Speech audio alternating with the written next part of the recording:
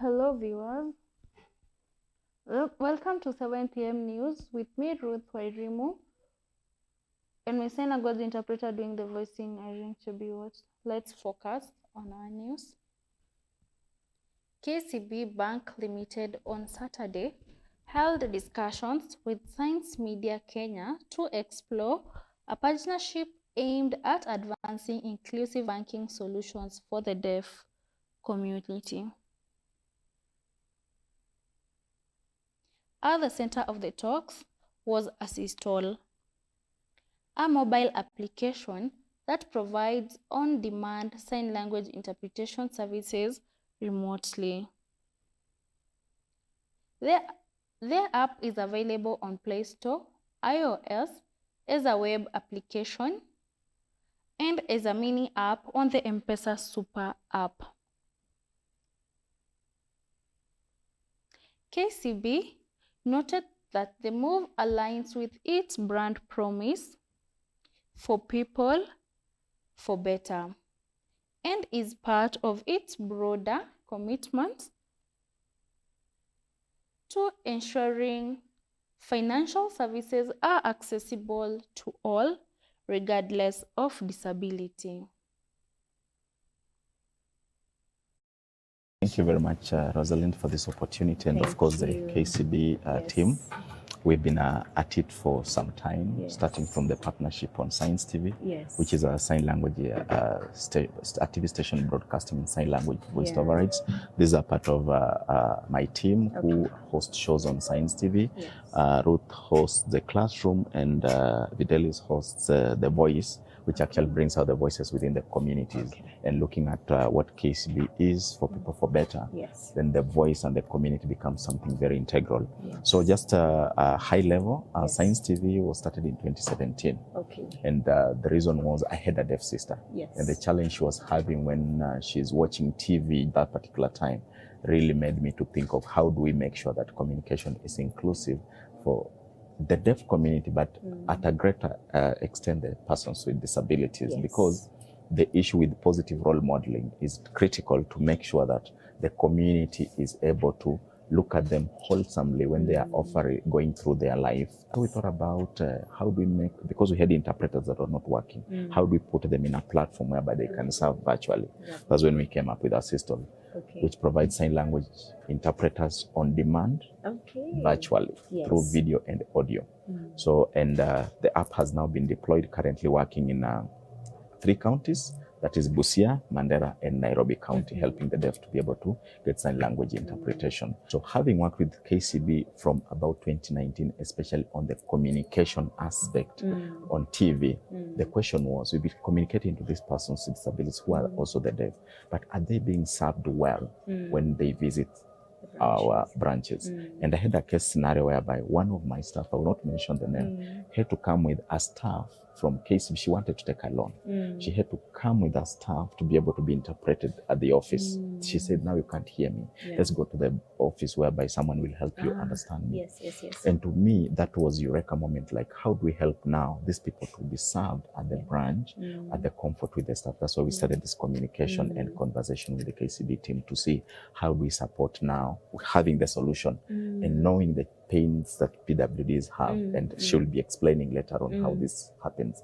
How do we get this now? That has led us to this conversation today, and we want to see how do we grow this partnership to a point whereby now the deaf people can be able to visit the branches comfortably, to be served at the branch in terms of teller services, opening accounts, and even the loan services at the branch, just to be talked to. The other thing is we are providing the solution whereby there will be a 3-way call.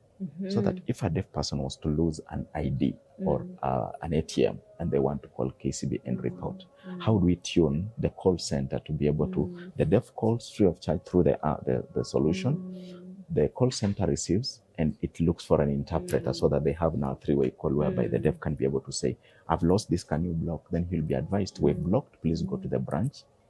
Can such solutions be integrated in how we serve? Yes. So I'm sure that even as we are interested in partnering, I am sure that even as we go along, we'll find the best way possible to reach we can be truly inclusive. Thank you very much. Yeah. Yes. Yeah.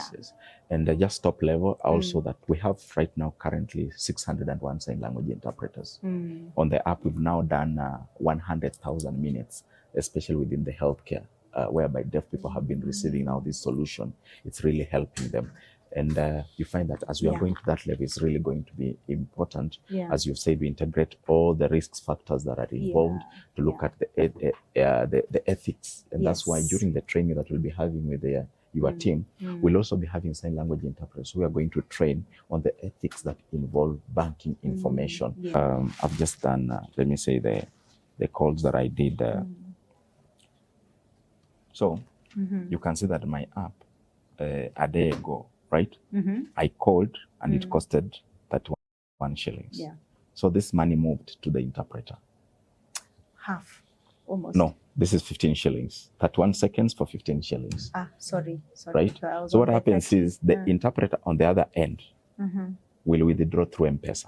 I can load through M-Pesa to access the service, but the interpreter the other side will also withdraw through M-Pesa. So these 601 interpreters, in essence, they're actually employees. Okay.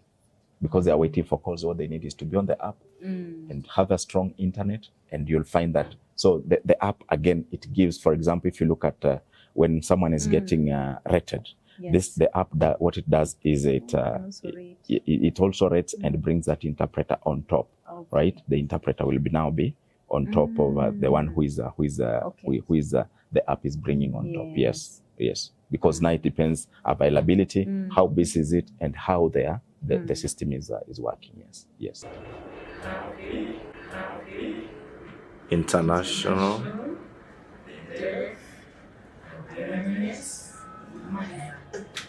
Wonderful.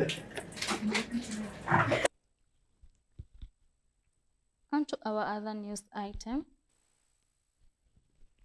The Nairobi Association of the Deaf from Saturday to Sunday convened deaf persons from across the county and beyond at the Kenyatta International Convention Center, KICC, to mark the Kenya International Deaf Awareness Week 2025.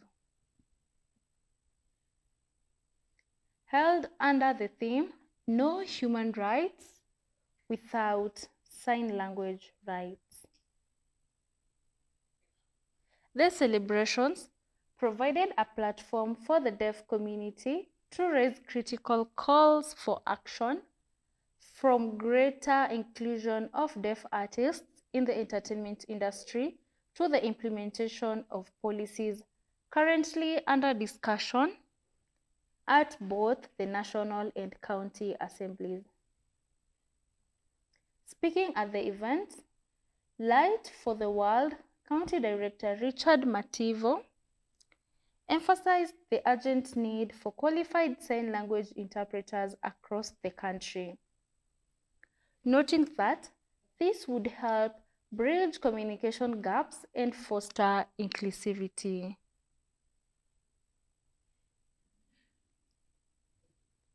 Participants further urged the wider hearing community to embrace persons with disabilities, reminding Kenyans that disability is a club that anyone can join.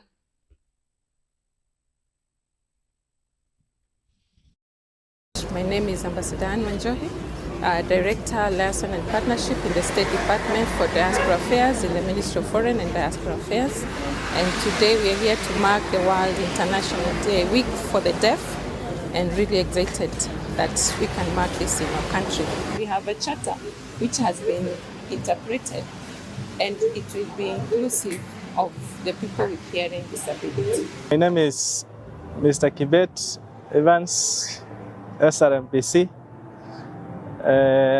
I'm happy to have attended today. This is the most important day for deaf society, not only in Kenya but also in the entire world. I want to advocate, because I also work in the security sector, I advocate for the inclusivity. As you are all aware, even the current state of affairs in the nation, we've seen even the parliament.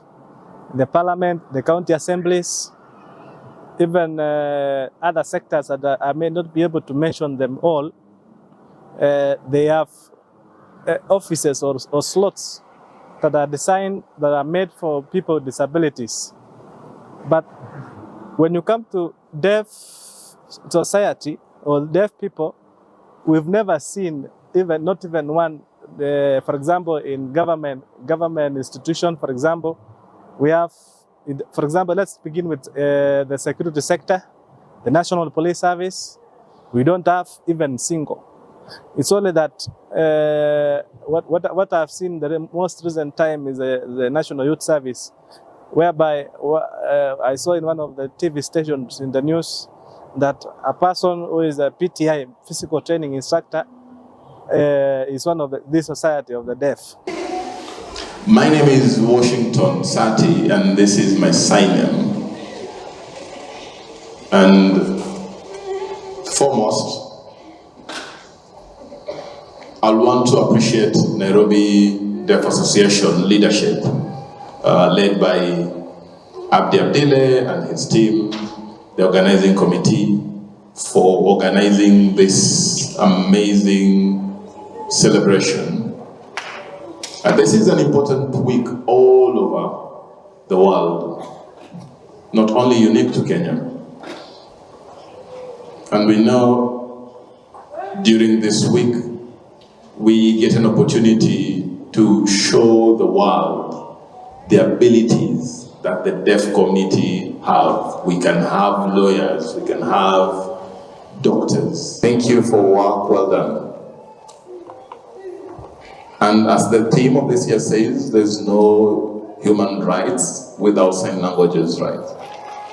I do have a consensus with this theme, because as a deaf person, the main struggle as we look for services within the government offices is communication.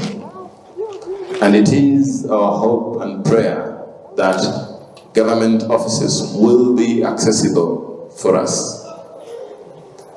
When we visit hospitals,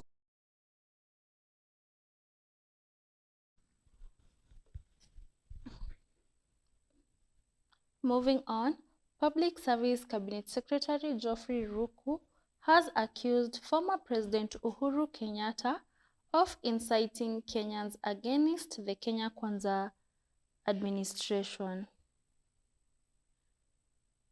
Speaking during an education and public engagement forum in Mbeere North, Ruku said that while the former head of state has a right to share his views and advise the sitting president, he should refrain from engaging in active politics.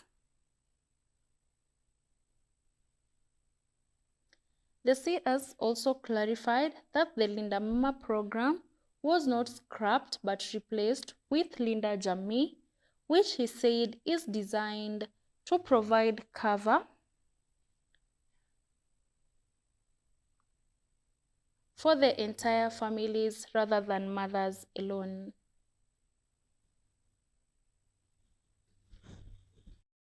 Rais mstaafu ambao tunaheshimu anasema ya kwamba Linda Mama program ilitolewa na serikali ya Mheshimiwa Ruto. Jameni, mpango ya Linda Mama ingali iko, ile iko kwa sasa ni Linda Jamii. Linda Jamii. Mpango ya kuhakikisha kwamba ile premium ya vulnerable mothers inahakikisha ya kwamba watu wote wa familia wanawekwa ndani kwa hiyo mpango. Na ukiangalia kwa sasa tuko na primary health care fund, tuko na social health insurance fund, na tuko na emergency chronic and critical illness fund, ambayo yote sio maternity peke yake, ni maternity pamoja na magonjwa yale ingine ambayo familia na jamii inakumbana nayo kila siku. Kwa hivyo jameni, tunapongeza rais wa Kenya kwa kuamua for making very difficult decisions, very unpopular decisions, so that we can be able to transform our nation in the coming.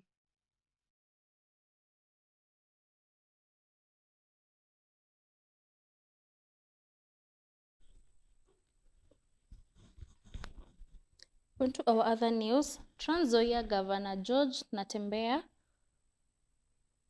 was on Saturday crowned the Luhya Kingpin during a ceremony in Mudete, South Maragoli, Vihiga County. He was accompanied by a section of leaders, including members of the Trans Nzoia County Assembly. At the event, Natembeya was also endorsed as the community's spokesperson, a role that positions him as a key political voice for the Luhya nation.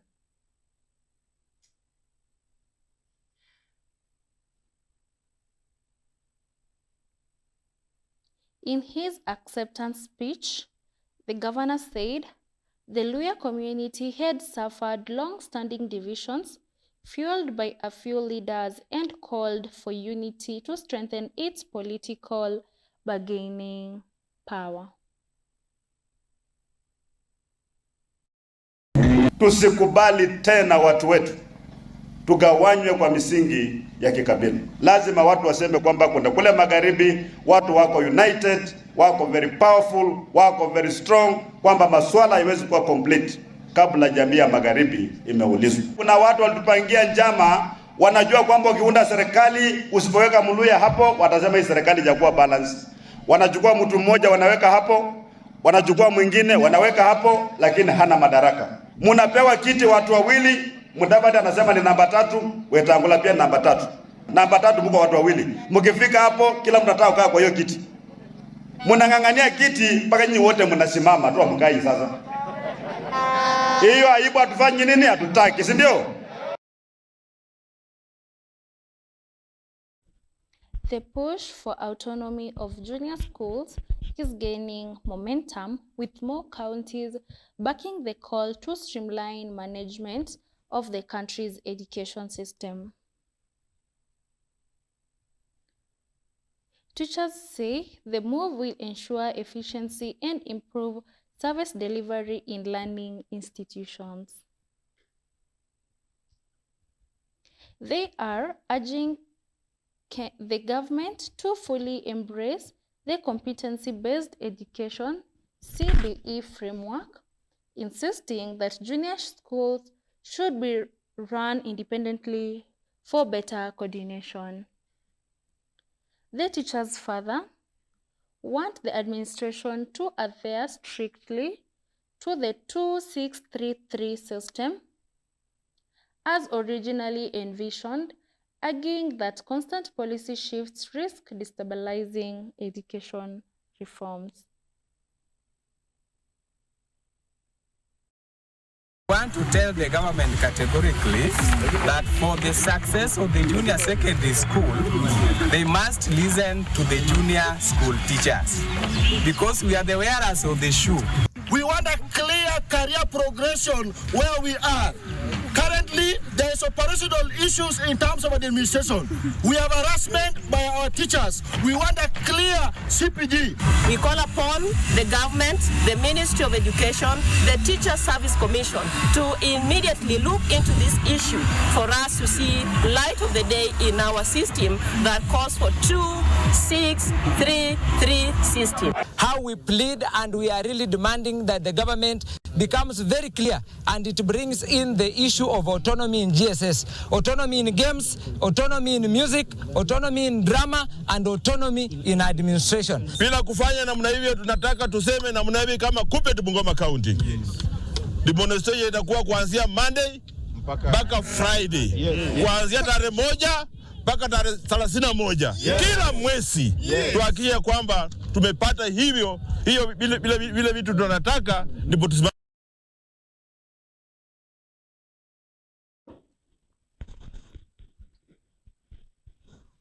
Moving on, the government has intensified the registration of inmates into the Social Health Authority (SHA) to curb the rising disease prevalence within prisons. Speaking in Meru County, Correctional Services Principal Secretary Dr. Salome Biako highlighted the high burden of sexually transmitted infections among prisoners, noting that nearly 40% of inmates are on medication for such conditions. Public Health Principal Secretary Mary Muthoni urged Kenyans at large to enroll in the SHA, assuring that the government is addressing challenges faced in the registration process, including issues related to identification.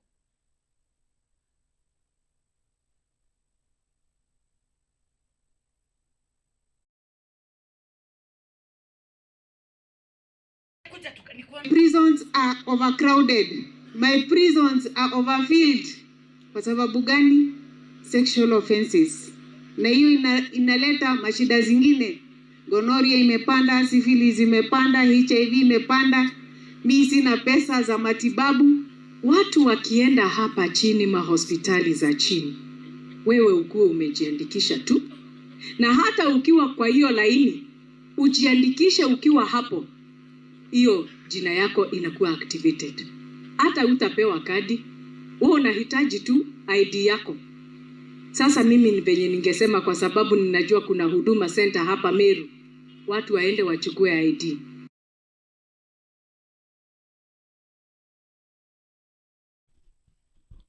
On to our final news item.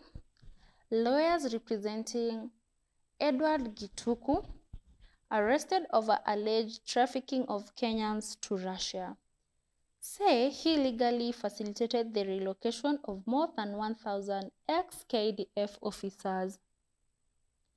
They argue the recruits signed valid contracts with Russian authorities, traveled voluntarily, and were promised salaries of up to 300,000 shillings with all expenses covered. Defense lawyer Dunstan Omari and Cliff Ombeta insist no civilians were involved, only former military personnel seeking work after retirement. They maintain there is no Kenyan law barring such recruitment, dismissing the trafficking claims as false.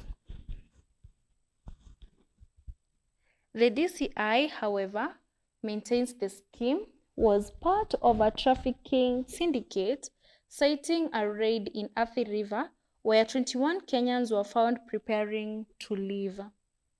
The case now raises questions about Kenya's legal gaps on foreign military recruitment and its national security risks. We're having a short commercial break and we'll be back with sports news.